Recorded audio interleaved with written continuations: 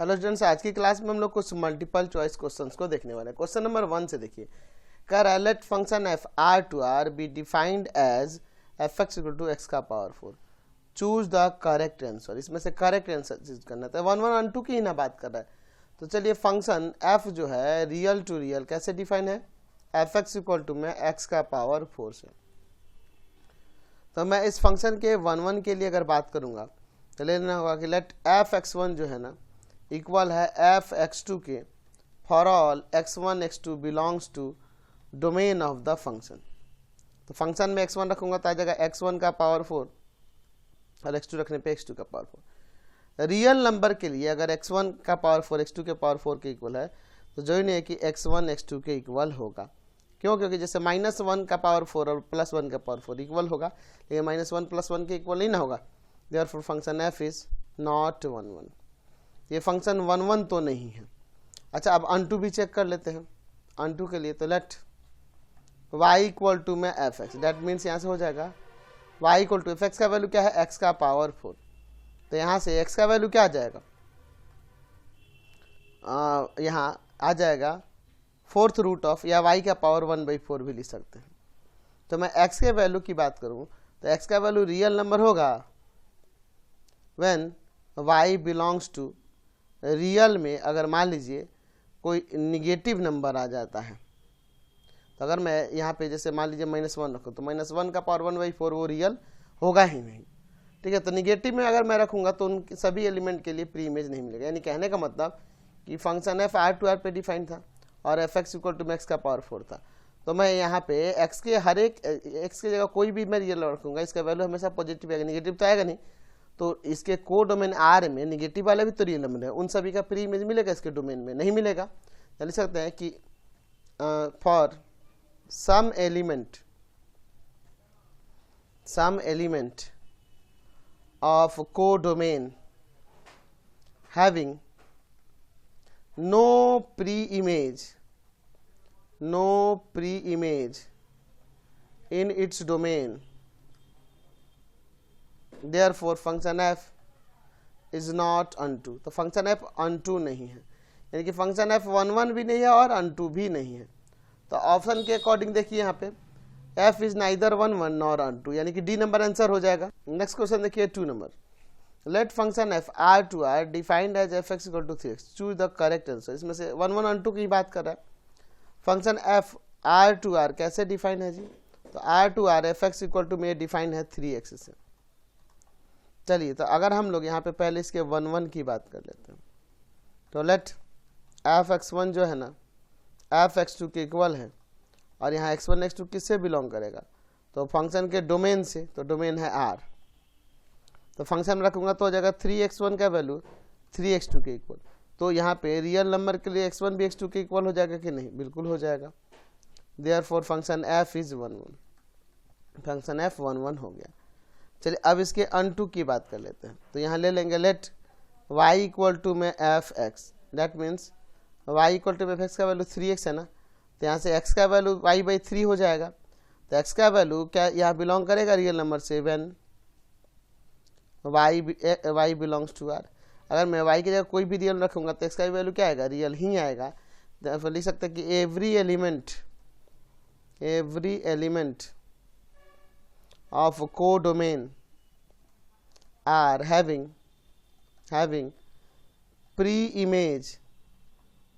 Image in its domain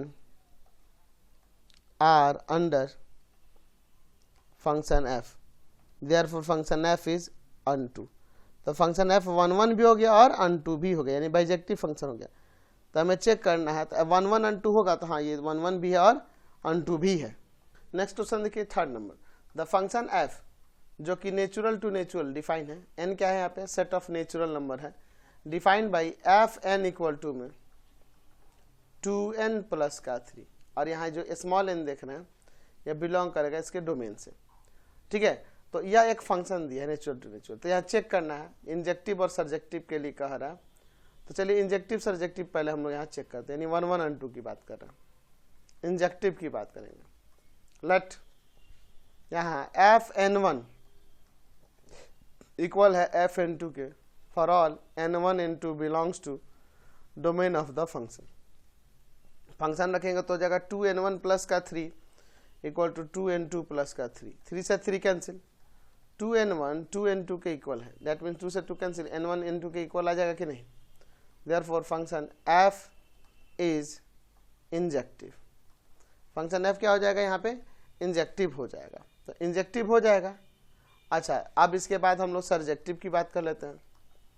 surjective की, late y equal to में हम लोग एफ एन ले लेते हैं, that means y equal to में क्या आ जाएगा 2n प्लस का 3। तो यहाँ से मैं n का वैल्यू निकालता हूँ, तो 2n इक्वल टू में हो जाएगा क्या, 2n इक्वल टू में ये 3 आ जाएगा इधर माइनस का y माइनस 3, यानी कि n इक्वल टू में आ जाएगा y माइनस का 3/2।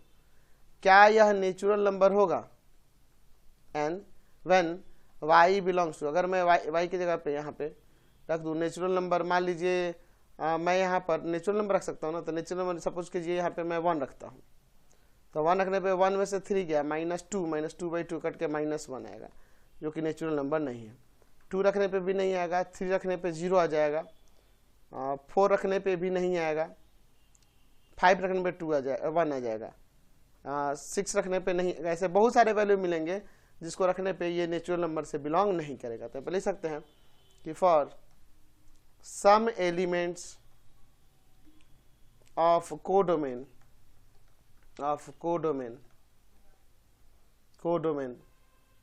n having no pre-image in its domain n under function f, therefore function f is not surjective.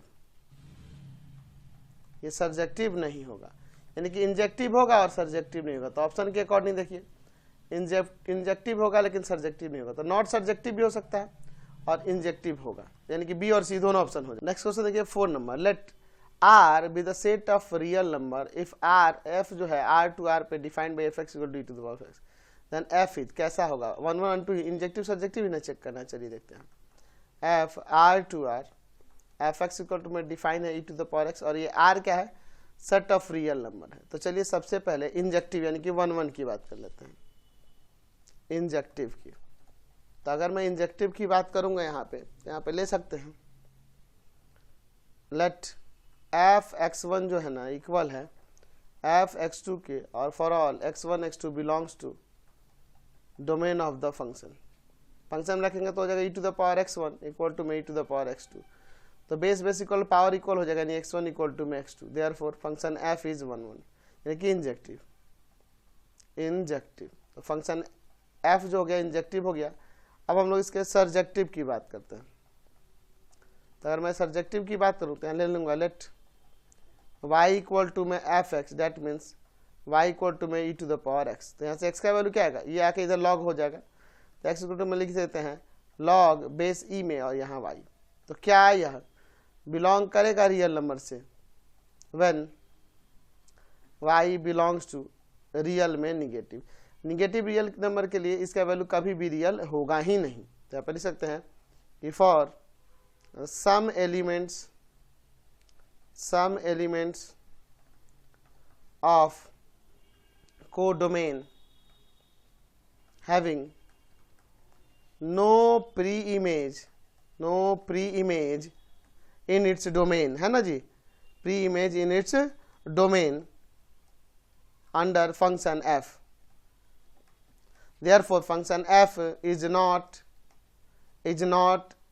Surjective. ये फंक्शन f जो होगा सर्जेक्टिव नहीं होगा, यानी कि इंजेक्टिव है लेकिन सर्जेक्टिव नहीं है, इंजेक्टिव बट नॉट सर्जेक्टिव, यानी बी नंबर ऑप्शन हो जाएगा ना। नेक्स्ट क्वेश्चन देखिए 5 नंबर, क्या कह रहा है इफ x जिसके एलिमेंट है यहाँ पे A B C D set है, which of the following is the function from x to x। यहाँ पे हमें इसमें बताना है R1 R2 R3 में यहाँ पे कौन सा जो फंक्शन है वह x टू x में डिफाइन होगा। अच्छा, x टू x में डिफाइन होने के लिए इसके ऑर्डर पेयर में देखना होगा कि इस सेट x के हर एक एलिमेंट का इसमें इमेज मिलना चाहिए और किसी भी एलिमेंट का एक से अधिक इसमें इमेज नहीं मिलना चाहिए।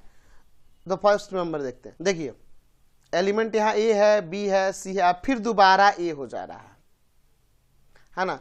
तो एक ही एलिमेंट के दो डिफरेंट इमेज नहीं हो सकते, तो ये तो आपका फंक्शन नहीं होगा। या एलिमेंट इसमें देख रहे हैं ए है, बी है, सी है, डी का कोई इमेज नहीं हो रहा है। देखिए ए डी बी सी, यहाँ देखिए ध्यान से देखिए, यह फंक्शन इसमें एलिमेंट है ए बी सी डी, ये 4 एलिमेंट है और चारों का इमेज यहाँ पर हमें देखने को मिल रहा है ना।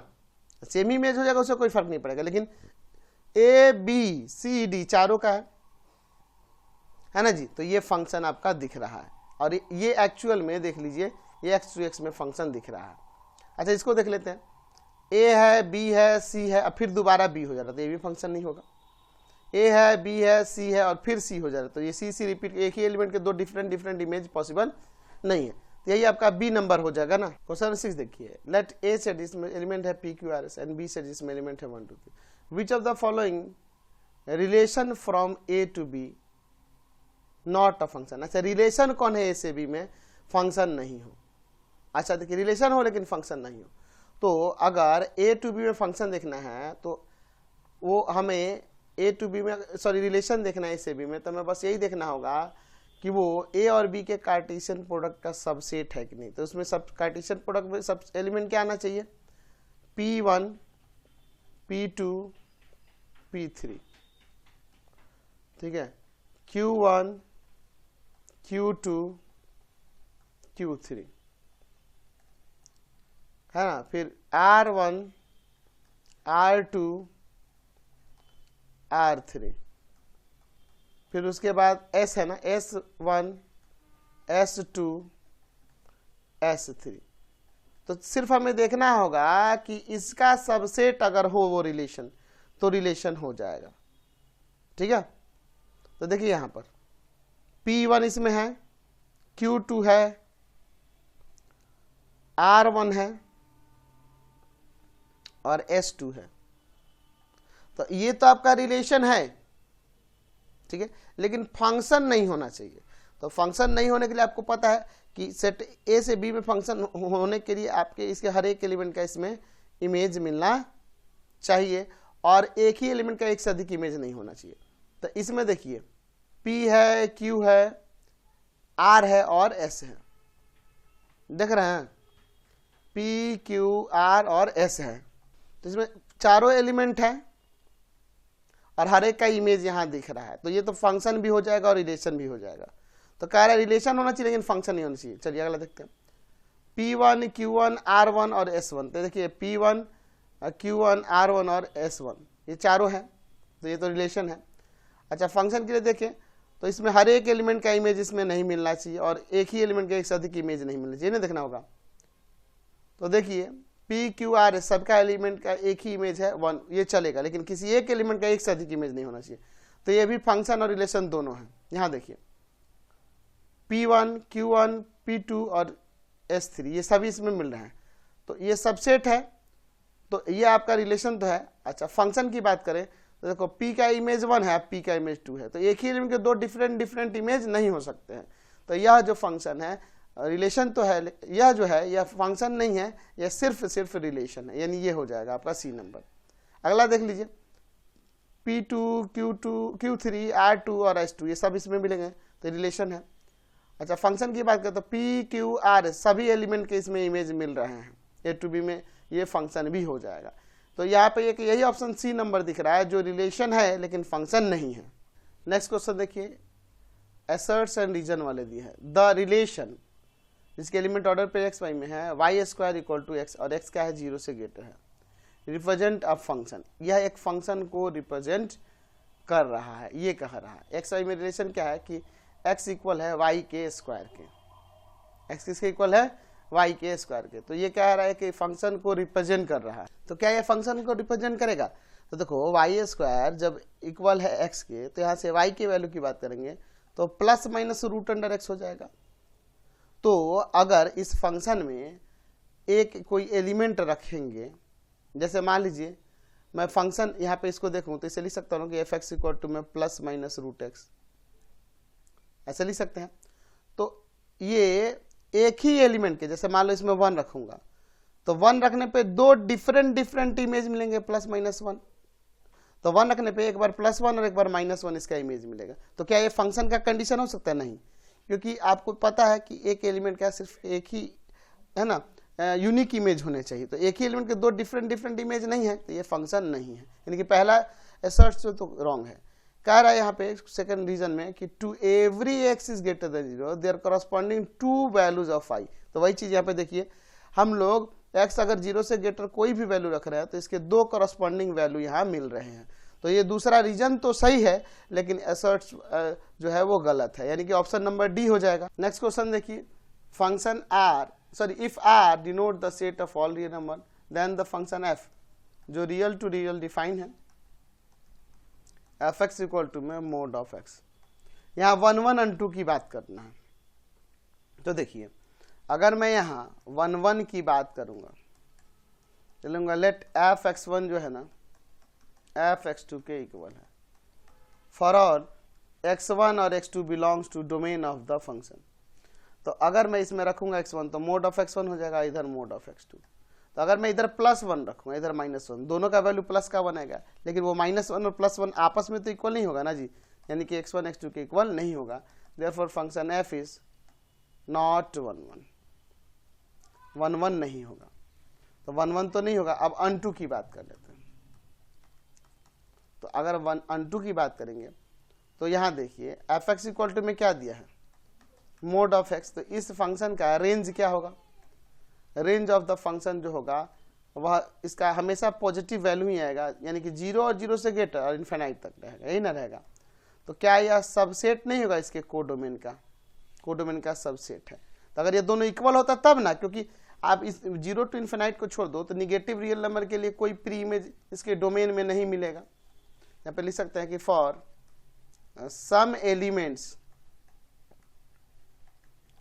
ऑफ कोडोमेन, यानी कि रियल में निगेटिव वाले के, है ना, किसके? रियल निगेटिव वाले के, having no pre image in its domain, therefore function f is not unto। तो फंक्शन f 1 1 भी नहीं है और अनटू भी है नहीं है, तो नाइदर 1 1 नॉर अनटू हो जाए। Next question 9 number, if function f r2 are given by fx equal to 3 minus x cube का पावर 1/3। तो f ऑफ fx निकालना है हमें, f ऑफ fx निकालना है। तो ये f ऑफ fx इसके इक्वल हो जाएगा, fx का वैल्यू यहाँ रख देते हैं 3 माइनस का x क्यूब का पावर 1/3। अब फंक्शन f में x की जगह ये रखना है, x की जगह ये रखना है। तो देखिए 3 माइनस x की जगह ये रखना है, 3 माइनस x क्यूब का पावर 1/3, और ऑलरेडी यहाँ पे क्यूब है और पावर में 1/3। ठीक है, 3 से 3 यहाँ कैंसिल, अंदर जगह 3 माइनस 3 प्लस का x क्यूब और पावर में 1/3, 3 से 3 कैंसिल, यहाँ x का पावर 3 और पावर में 1/3 ऑलरेडी है, 3 से 3 कैंसिल, x आ गया, यानी कि सी नंबर आंसर हो जाए। नेक्स्ट क्वेश्चन देखिए 10 नंबर, फंक्शन f जिसका डोमेन दिया है रियल, बट किसको छोड़कर, यहाँ पे -4/3 को छोड़कर 2r पे डिफाइन है। Be a function define as fx equal to 4x/3x plus का 4, क्योंकि यहाँ देखो -4/3 पे नॉन डिफाइन हो जाएगा, तो इसलिए कह रहे हैं वो डोमेन का एलिमेंट नहीं होगा। Then the inverse of the function f in the map g जिसका रेंज जो होगा, range inverse of the function जो दिया है वह g है, और g कैसे डिफाइन है? तो जाहिर सी बात है इस फंक्शन की बात करेंगे तो अगर इसके डोमेन को ले लें और यहाँ इसकी जगह इसका रेंज ले लें, तो r के जगह पे अगर को डोमेन हटाकर मैं अगर रेंज ले लेता हूँ तो जाहिर सी बात है ये 1 1 और 2 हो जाएगा। ठीक है, 1 1 तो हो ही जाएगा और अनटू भी हो जाएगा। तो उसका इनवर्स क्या होगा इस फंक्शन का वो हमें बताना है। ठीक है, तो अगर मैं यहाँ पे f मैं रियल -4/3 टू r पे डिफाइंड है, तो हमें एक फंक्शन g ऐसा निकालना है जो फंक्शन f के रेंज टू r -4 यानी इसका डोमेन आ जा रहा है, उसका रेंज बन जा रहा है। ठीक है, और इस फंक्शन का जो रेंज है इसका डोमेन बन जा रहा है, यानी कहने मतलब इस फंक्शन का ही वो इनवर्स है ना जी। तो हमें यहाँ 1 1 और 2 दिखाने की जरूरत नहीं है, क्योंकि हमें सीधे इनवर्स निकाला और ऑब्जेक्टिव क्वेश्चन है, तो सीधे इनवर्स निकाल के ले लेंगे। लेट y इक्वल टू में f(x). ये 1 1 and 2 होगा भी ऐसे, ठीक है, चेक भी कर सकते हैं।